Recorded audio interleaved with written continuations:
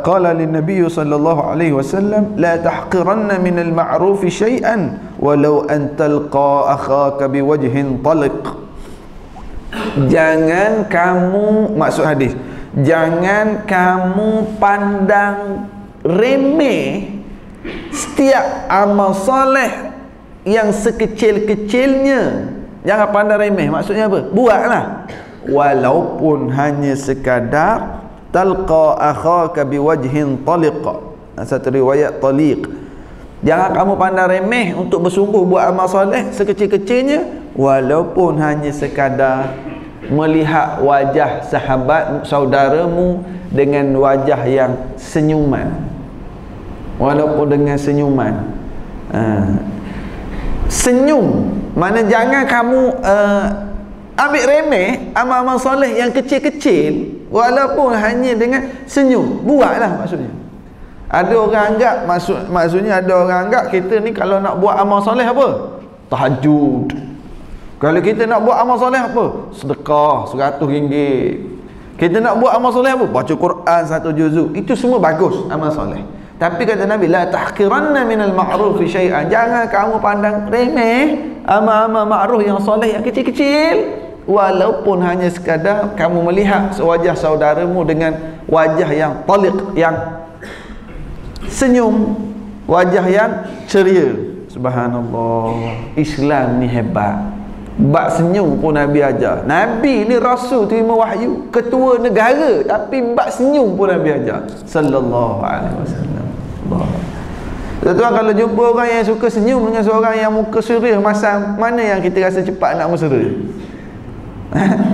Sah dah yang senyum, ya. Senyum.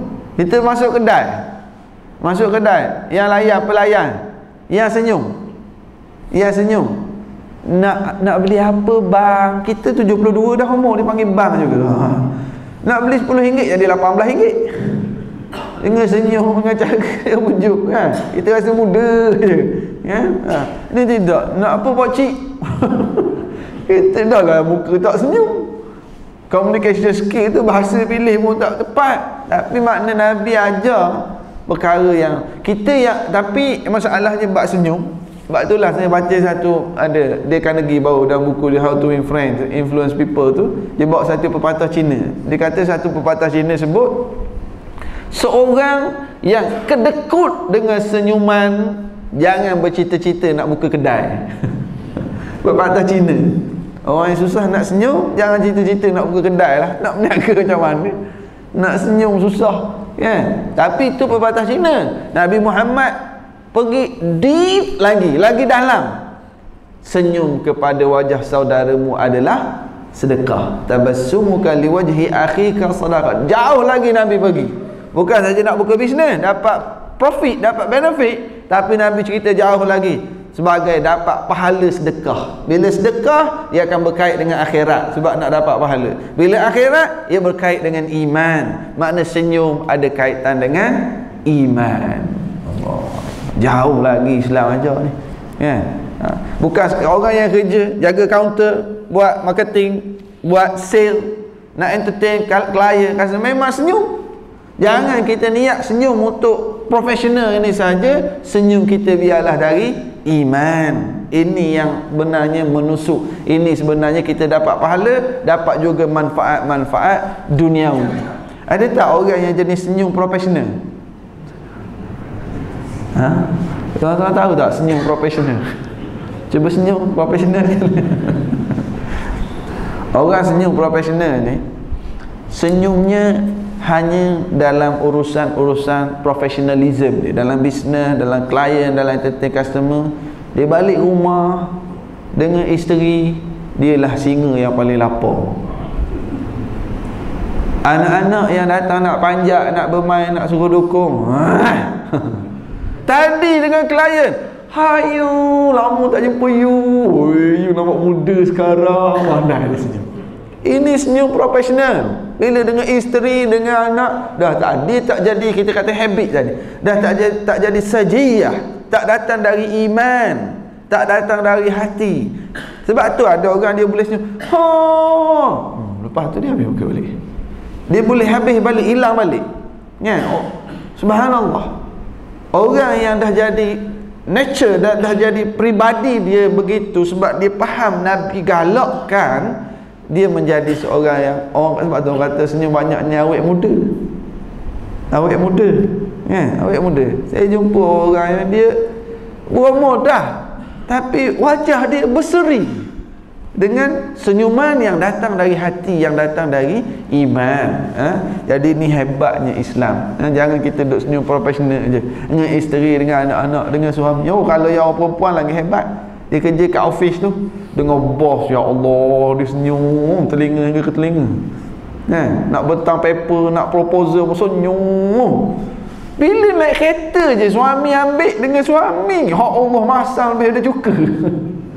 Abang memang masang. Sebab apa jadi gitu? Sebab senyumnya senyum profesional.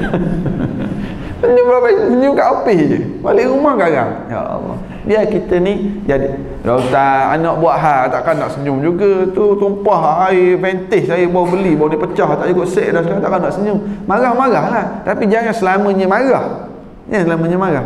Ada masa kita ni mudah senyum. Senyumlah, dapat pahala. Senyum, pahala, sedekah. Nanti kita buat kutipan derma kat belakang. Dia duduk kat tempat kutipan tabung tu, dia senyum kat tabung. Dan mana duitnya lah? Ustaz kata tadi sedekah tu, senyum tu sedekah. Saya sedekah boleh tak? Oh, berkat gitu. Duduk senyum kat tabung. Senyum pada tabung tak dapat pahala sedekah. Senyum pada orang pahala sedekah. Tabung masuk duit. Tabung seorang masuk duit. Jadi senyum. Ada ustaz suruh senyum, tapi tengok orang lah. Jangan duk senyum kat suami jiran, senyum je kat suami jiran, bergaduh kat jiran, dan dia asyik senyum kan. Tengok jangan sampai menimbulkan fitnah. Tapi orang yang senyum ni subhanallah hebat tuan-tuan. Kita first time jumpa dia, first impression kan, senyuman dia. Sebab tu orang putih sebab apa? Smile cost nothing but gain so much, give so much. Cost nothing, tak pernah keluar modal pun, tapi Allahu Akbar. Itu macam zaman Facebook ni, subhanallah.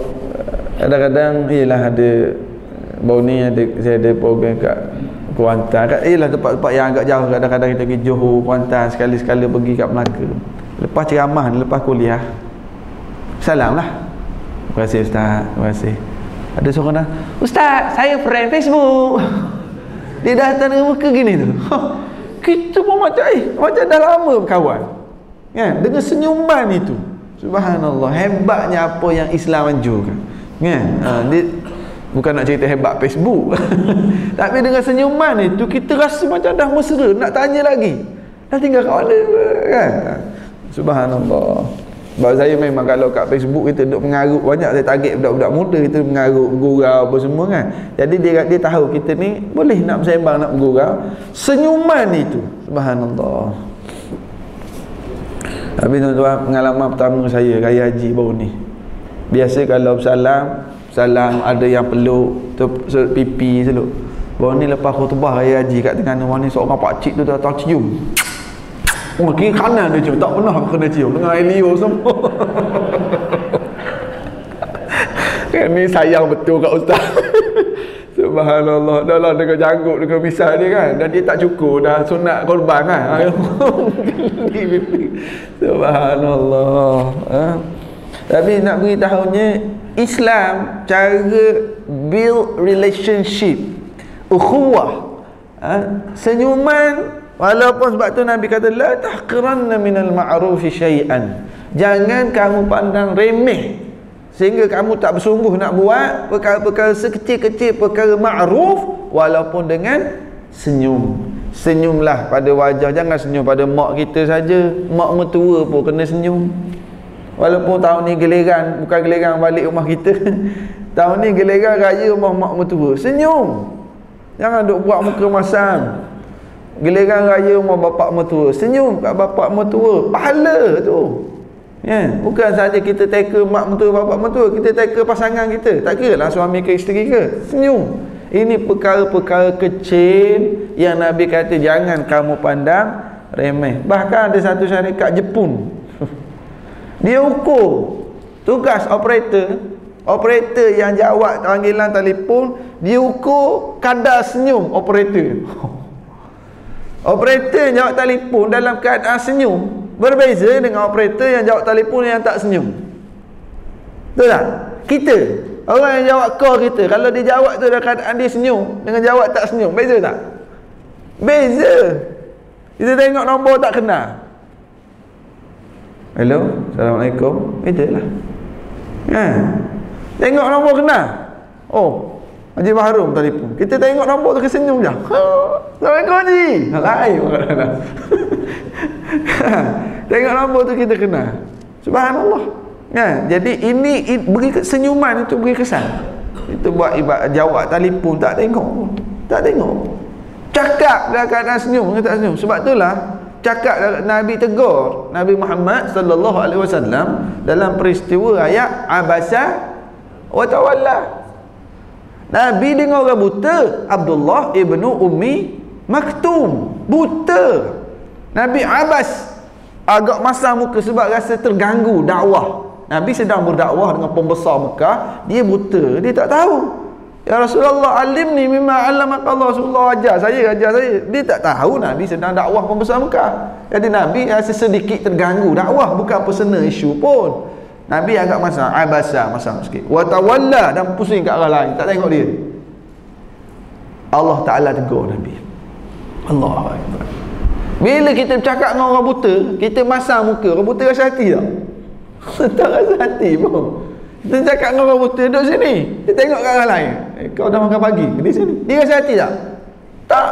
Tapi Allah tegur Nabi Muhammad dalam penyempurnaan akhlak. Tak boleh masam muka walaupun dengan orang buta. Dah kalau orang celik, Allahu akbar, senyum. Kita sekarang bukan saya dah tak senyum, orang bercakap pun kita duduk tengok tak handphone. Isteri bercakap, kita duduk WhatsApp.